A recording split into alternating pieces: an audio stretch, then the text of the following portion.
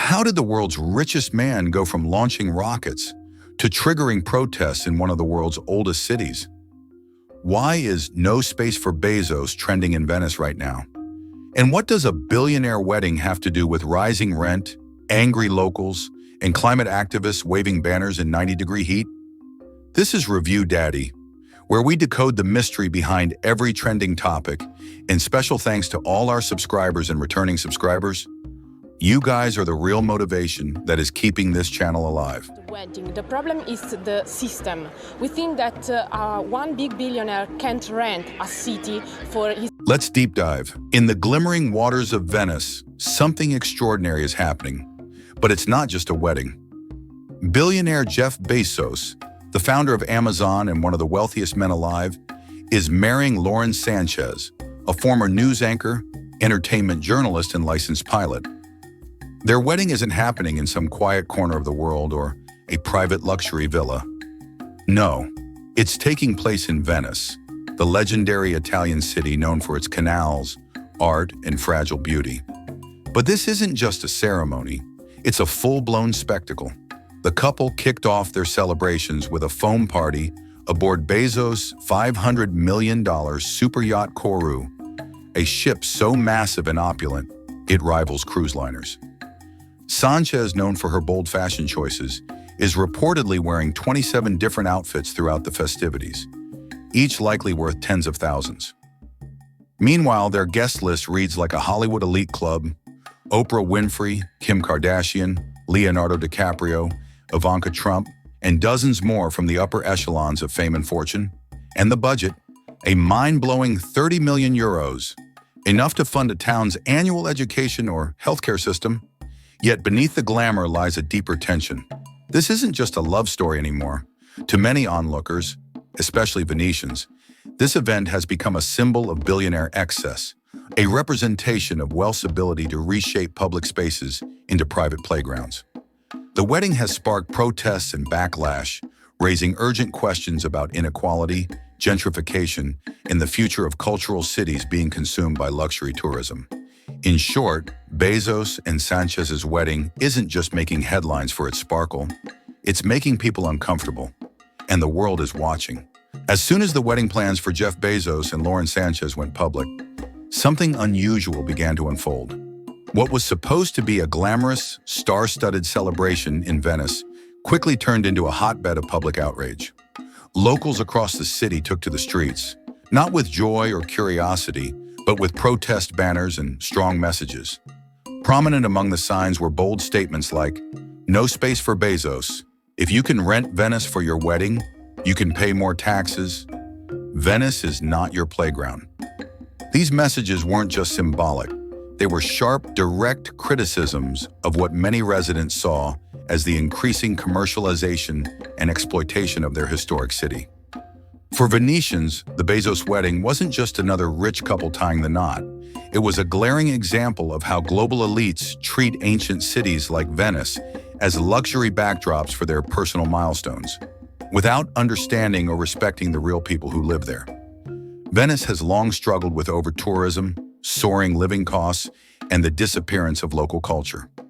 For residents, Bezos' ultra-luxury wedding, with its 30 million euro budget, mega yacht foam parties, and celebrity guest list, represented everything that's gone wrong, a city becoming a billionaire's stage.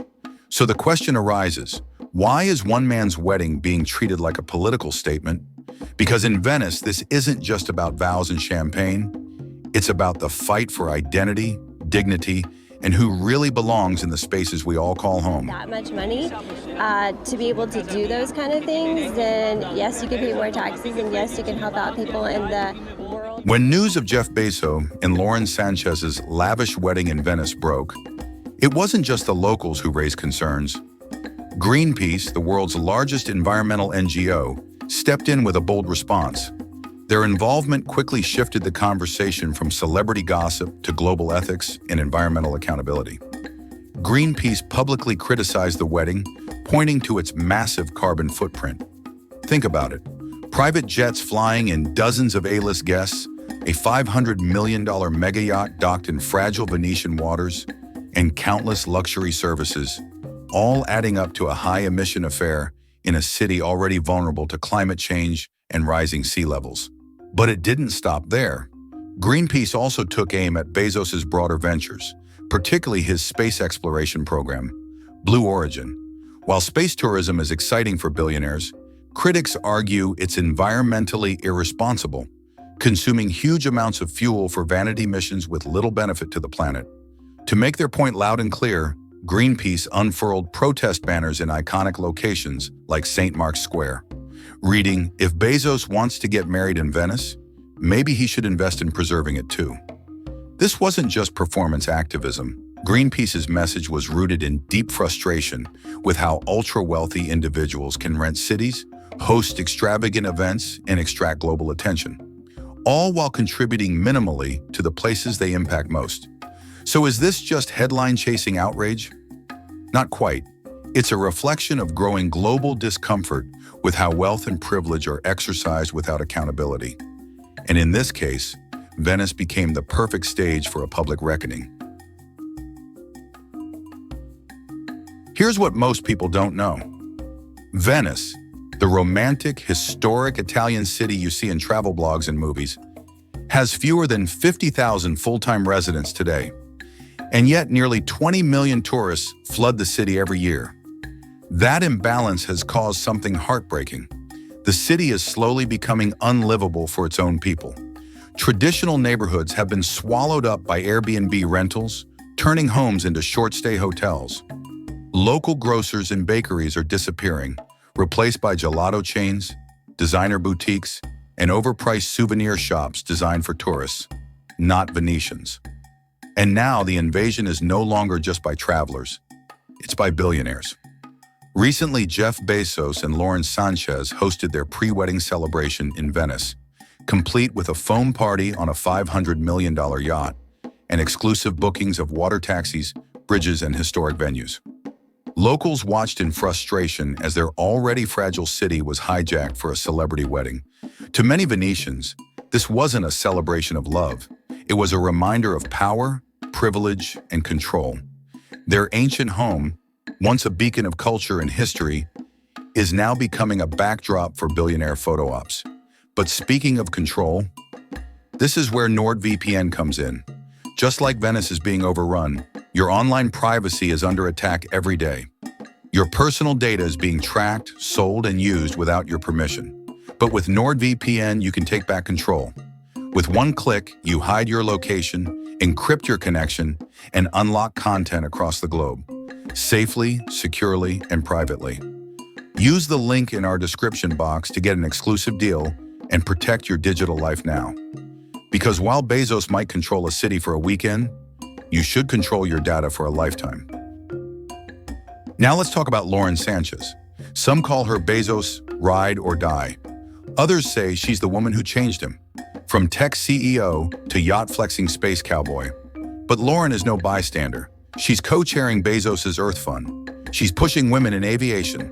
And now she's commanding the media cycle. Is she a modern power partner, or is she fueling the PR storm? You decide. The city is now assaulted by tourists and is depopulating. It's becoming a Disneyland, and the presence of Bezos goes exactly in this direction. Interestingly, not everyone's against the wedding.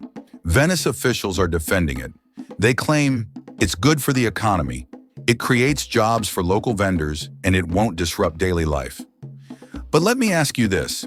If you live in a small apartment in Venice, and Jeff Bezos shuts down your water taxi route, fills your local hotel with celebrities, and the pastries you buy every morning are now triple the price, would you call that economic growth or a hostile takeover?